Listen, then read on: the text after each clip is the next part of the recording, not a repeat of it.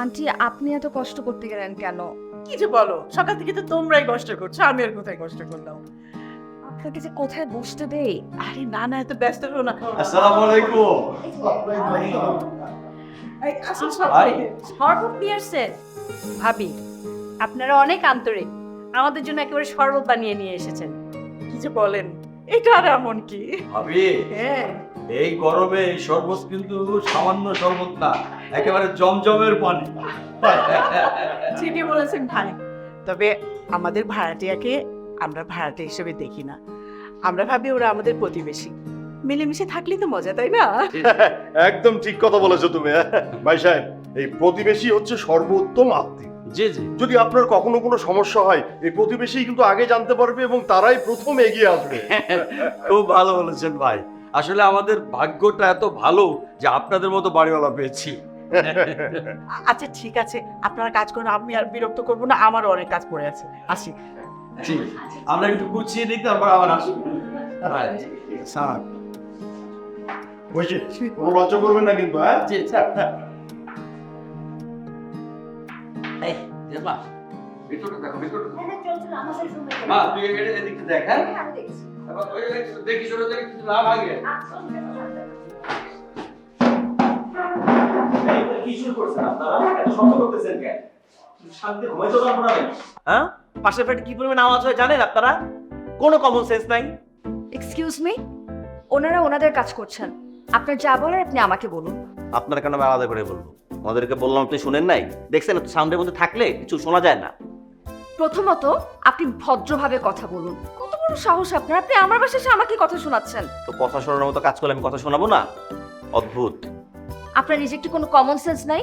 আপনি বোঝেন না যে মালামাল গুছাতে গেলে, বাসা চেঞ্জ করতে গেলে সাউন্ড হবে, এটাই তো স্বাভাবিক। আপনি কেন এত পর্যন্ত ঘুমাচ্ছেন? আজকে হলিডে, আমি তাই যত বলতে ঘুমাচ্ছিলাম, আপনার মতো না। এটা আমার বাসা।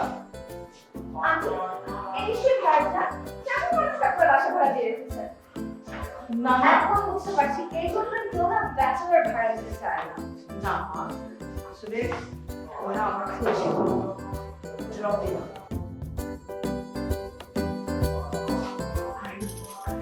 সবাই যা আমাকে বলতেছে, আমি কোন কথা বলছি?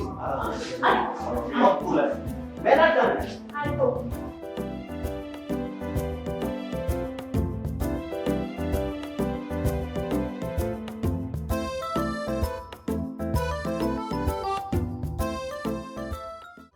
কিরে মা, এখনো ঘুমাসনি?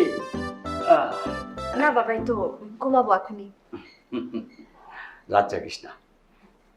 আমাদের বাড়িওয়ালা খুব ভালো মানুষ, তাই কিছু বলেনি। অন্য সব বাড়িওয়ালা হলে না, তাদের ছেলেকে এইভাবে বকাবকি করার দায়ে একেবারে সঙ্গে সঙ্গে বাড়ি ছাড়ার নোটিশ ধরিয়ে দিত। মা, ভাড়াটিয়া হিসেবে আমরাও খুব ভালো, তা না হলে অন্য কোনো ভাড়াটিয়া হলে ভাড়াটিয়াদের সঙ্গে বাজে ব্যবহার করার দায়ে তার ছেলেকে সঙ্গে সঙ্গে পুলিশে ধরিয়ে দিত। দেখলে দিয়ের বাবা, দেখলে তোমার মেয়ের অ্যারোগেন্সিটা, দেখলে ডিবেট করতে করতে না একেবারে ঝগড়টে হয়ে গেছে। এই, কালকে তুই ভার্সিটিতে গিয়ে না ডিবেট ক্লাব থেকে তোর নামটা কেটে আসবি। আমি নাম কাটাতে চাইলেও ওরা আমার নাম কাটাতে দিবে না, কারণ ওই ক্লাবের রেগুলার সেরা বক্তা আমিই হই। সেটা তো বোঝাই যাচ্ছে, সেরা ঝগড়টে। বাবা দেখো না, মা আমাকে বকছে। আহ ডিয়ার মা, এত রাতে মেয়েটাকে আর বকো না তো। শোনো, আমার মেয়ে হচ্ছে ডিবেট ক্লাবের গোল্ড মেডেলিস্ট, সে আমাদের গর্ব। এমনি নাচুনি বুড়ি, তাতে দিচ্ছ আবার ঢোলের বাড়ি। বাবা দেখো না, মা আবারও বকছে। একটু শুয়ে নে মা, মায়েরা এমনই হয়। মায়েরা হচ্ছে রুটিন করে করে বকে, কারণ তারা জানে মায়েদের বকা হচ্ছে সন্তানদের জন্য আশীর্বাদ। আর বাবাদের জন্য সন্তানদের আশীর্বাদ কি? সাপোর্ট।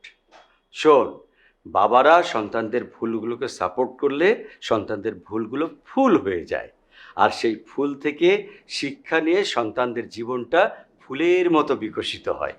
দারুণ বললে তো তুমি বাবা, এই জন্যই তুমি আমার বাবা।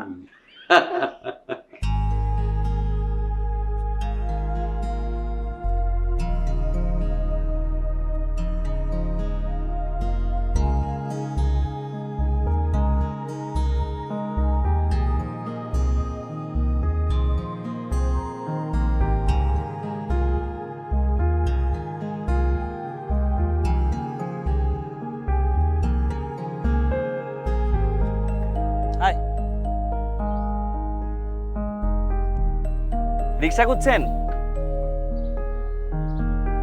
কোথায় যাবেন বলুন, নামিয়ে দিচ্ছি। আমি আপনার কাছে লিফট চেয়েছি। তা চাননি, মানবতা দেখাচ্ছি আর কি।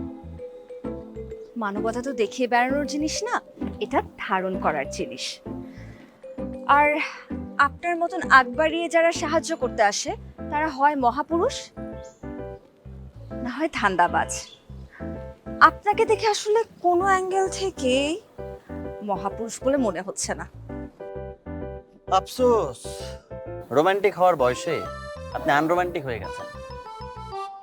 হোয়াট? বাইকে যাবেন না ঠিক আছে, আপনার ওই যে বয়ফ্রেন্ড টয়ফ্রেন্ড আছে না, তাদেরকে আসতে বলুন, এসে আপনাকে নিয়ে যেতে বলুন। আর আমি এই এরিয়ায় ছোটবেলা থেকে বড় হয়েছি, এই টাইমে কোনো রিক্সা পাবেন না। আমি আপনার বাইকে যাব না, কারণ কারণ কারণ মাকে নিয়ে ডক্টরের কাছে যাচ্ছি। ওই যে মা চলে এসেছে। সালাম আন্টি। ওয়ালাইকুম সালাম।